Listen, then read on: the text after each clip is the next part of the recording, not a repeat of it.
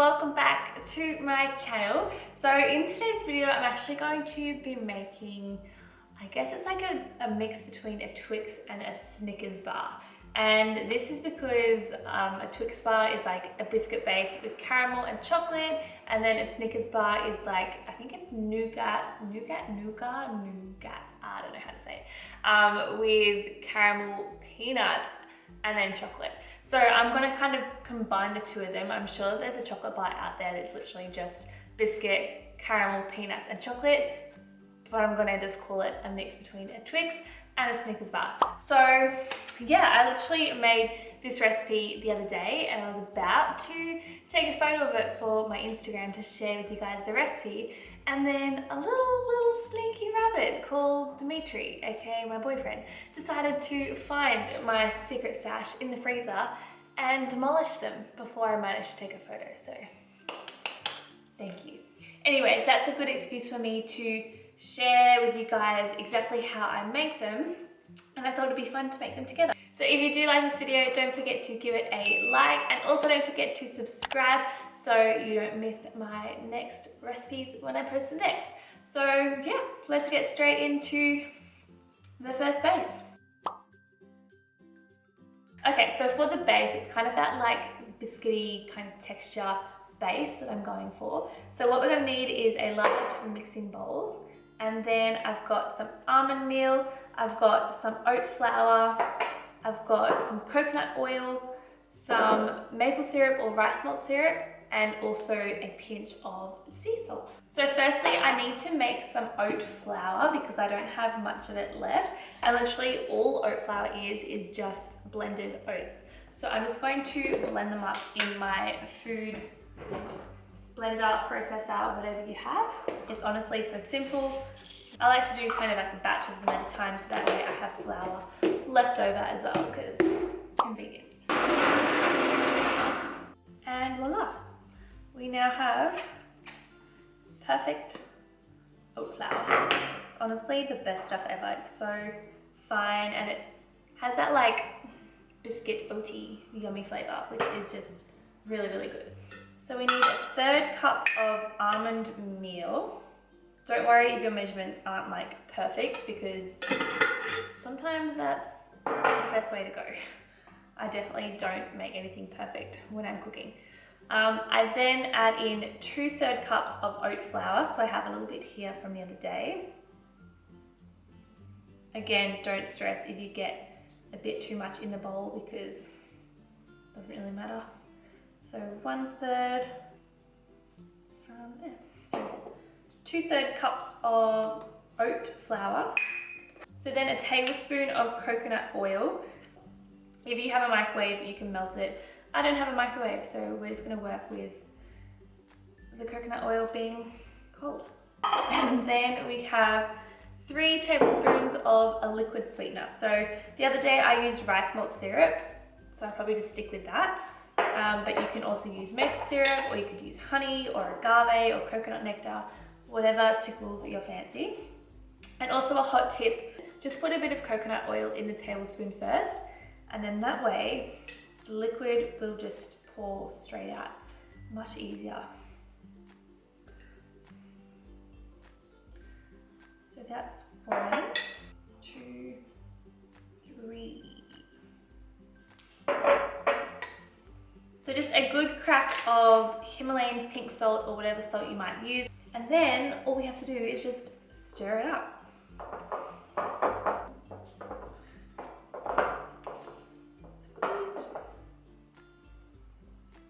Okay, so you'll see that the mixture gets quite sticky, which is exactly what we want, because we don't want it to be too dry, because then you don't really want to bite into like a dry biscuit layer.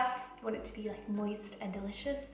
So yeah, as long as you pinch it and it stays together, that's exactly what we're after.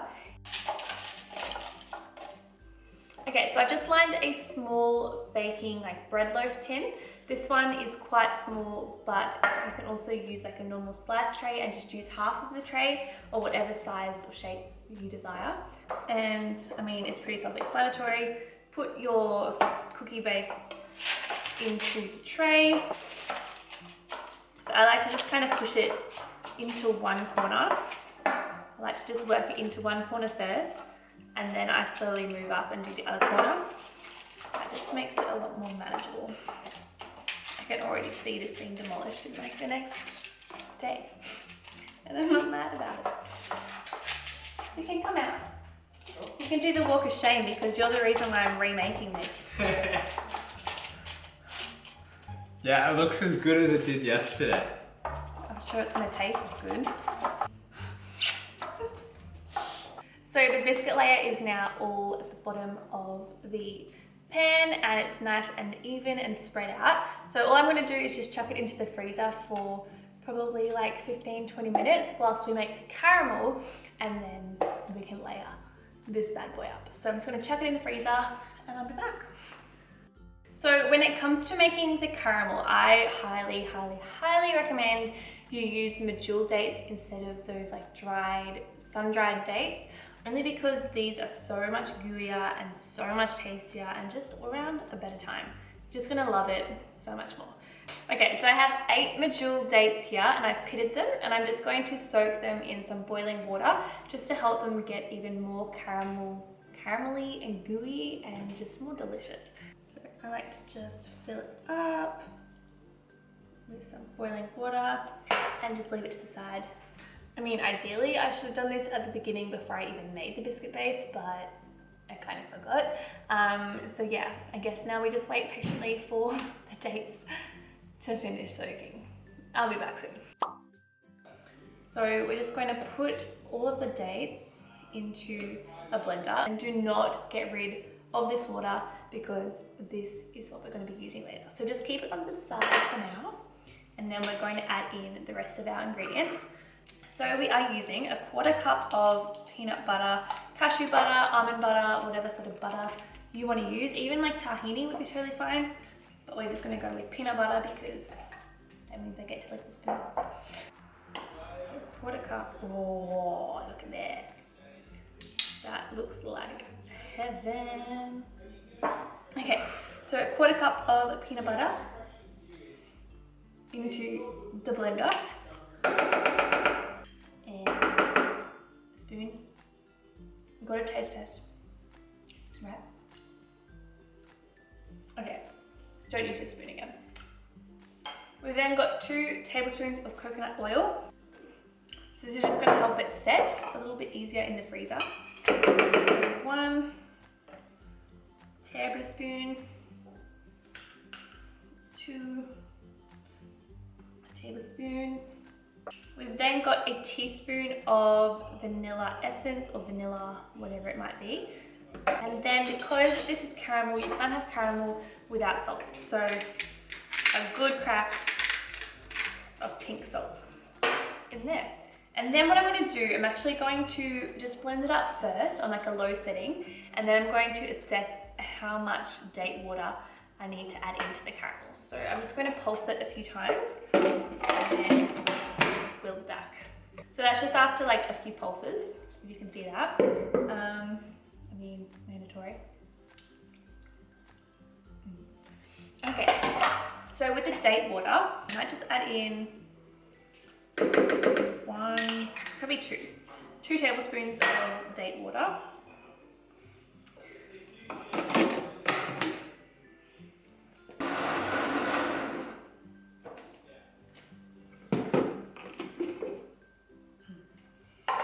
Yum. Okay, now my final ingredient, and this is only if you're a massive sweet tooth, is to actually add in 1 tablespoon of maple syrup. Now the maple syrup I find really helps to give it that caramel flavour because it's just so delicious. Also helps to give it a bit more sweetness because obviously caramel is a very sweet flavour. I'm just going to pulse that in one more time and then we should be good.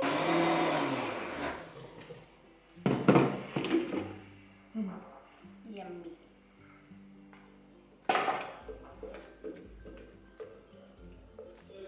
Okay, so once you've managed to blend it all up, you're gonna get this delicious caramel.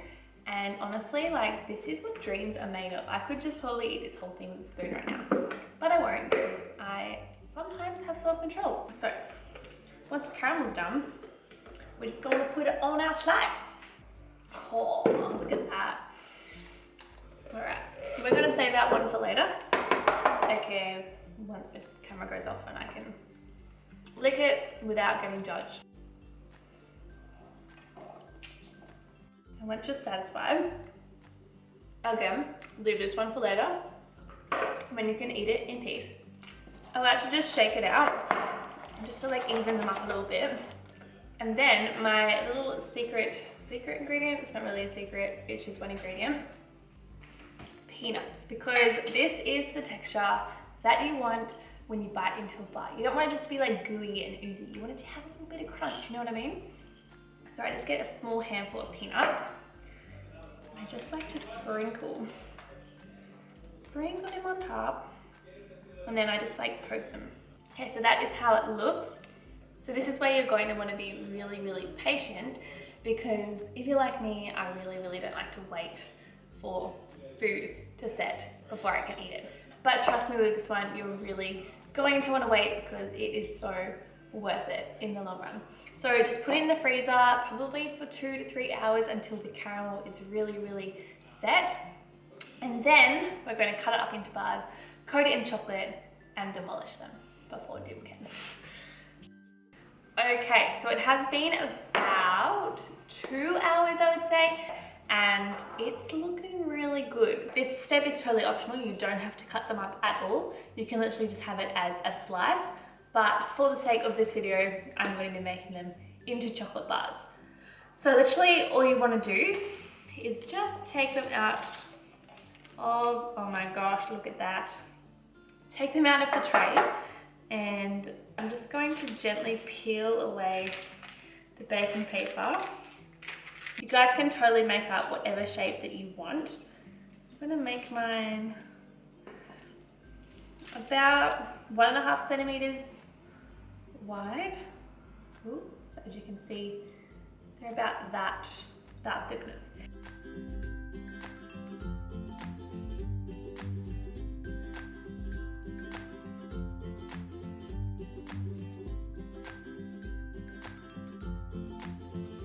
So back in the freezer for probably another hour, and then we're going to make chocolate. Now we are up to the final stage, which is the chocolate coating. So this is my favorite stage because who doesn't love a good little liquor spoon with the chocolate? It's so good. So what we need is 3 tablespoons of coconut oil. Preferably you want yours melted, but again, I don't have microwaves, so we're just going to make do with what we've got. So just 3 tablespoons. We then have 3 tablespoons of a liquid sweetener. So I'm going to use maple syrup. You can obviously use rice malt, honey, agave, coconut nectar, whatever you have or whatever you fancy. But I just love the taste of maple. So 3 of those.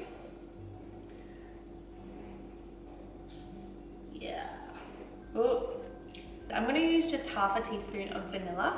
I don't want it to be too vanilla-y because obviously it is chocolate, but I do love like the taste it provides. So just half a teaspoon of vanilla essence, and then I just like to mix that together.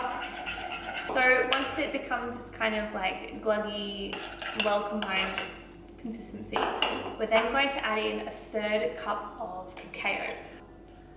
Perfect. And just stir it in.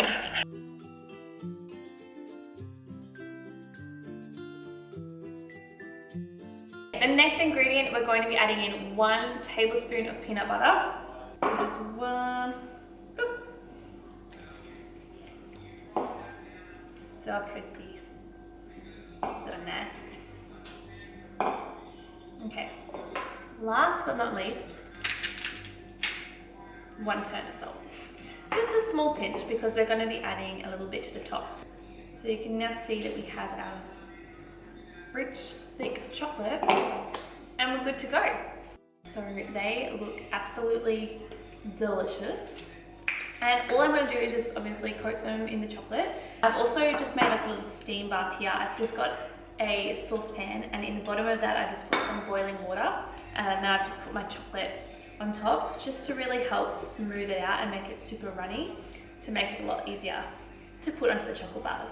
Comprehende? Sweet. Okay, so depending on how much time you actually have or how much effort you want to put into these bars, you can do this a few ways. So either first step you can do is literally just get some chocolate, put it on top, let it set, enjoy. Or if you want to get a little bit more fancy, you can coat the whole thing in the chocolate. So you can do that two ways. So the first way is just to get like 2 forks and then pick it up, put it into the chocolate, swirl it around, put it back on the tray, let it set. Or you can do what I like to do. And that is actually pick up the bar, turn it over, and then I like to just put a little drizzle of chocolate on the bottom. You get what I mean? And then pick it up, squish it down.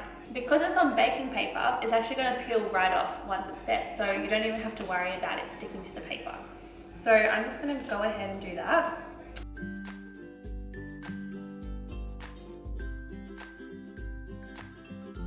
What I like to do now is put this back in the freezer for probably like 20 minutes, let everything get a little bit more firm, and then I'm going to bring it back out and drizzle the chocolate over the top, and we're good to go. So let's do that. Alright, so they have set, which I'm very, very happy about. So pretty much if I pick it up, I'll go with this one here. If you pick it up, it just peels off, see that? And you have a perfectly flat bottom, which is very nice. So I like to just drizzle a layer of it on the top. Now be warned, because this has coconut oil in it and because the bars are cold, it's going to set quite quickly. So you just want to make sure you're moving quite fast. And I like to just make sure I get it all around edges. Again, completely optional to how you like it. But if we're making bars, we're going to make bars.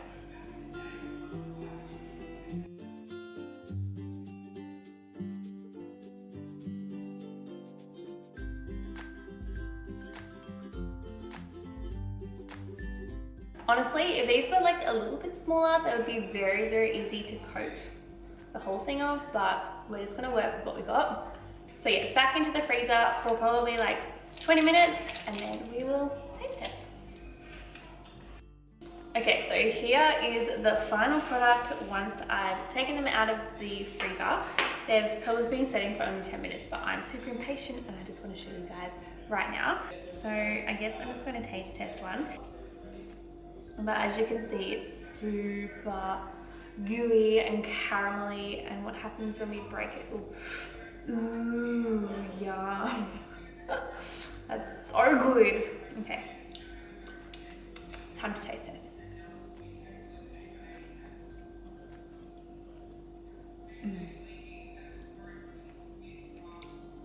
No, that is delicious.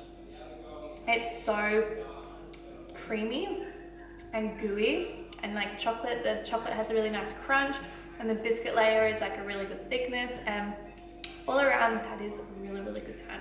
And also the peanuts in the middle, game changer. So good. So good. So you finally got your hands on one, hey? This is so much better. And the one yesterday was like a 20 out of 10. Yeah, I know, because you ate the whole batch. 40 out of 10. Like, you're lucky that this is the last one. Let's just say it's the last one for you. I've hidden the other ones very, very well this time. They're going to be in the freezer, so I can go and find them. I've put a lock on them. That's incredible. That's like...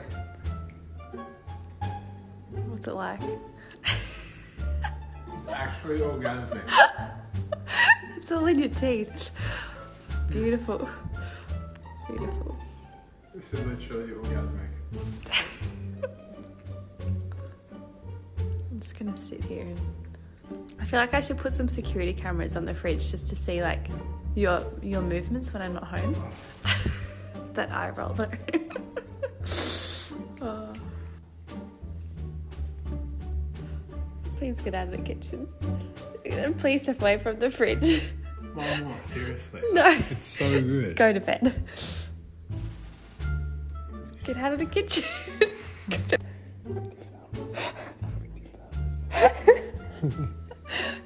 Good boy. Kitchen's closed. Good night.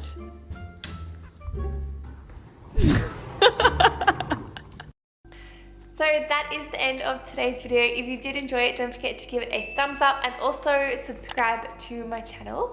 If you have any suggestions of recipes that you want me to create next, don't forget to leave them in the comments below and I will do my best to make a healthy and delicious version of them for you. And I will see you in my next video. Bye!